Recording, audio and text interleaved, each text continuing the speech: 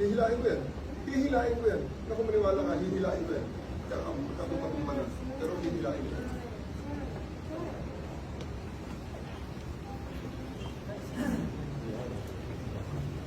So, President,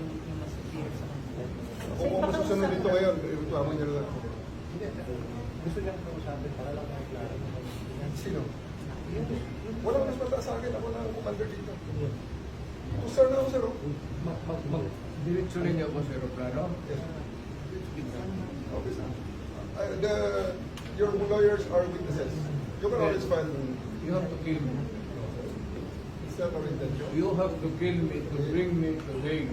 It's not our intention, sir. It's not our intention. It's not our intention, sir. You see? Sir, di ba siya po yung lalaki? You know that you've done your duty. Okay? You've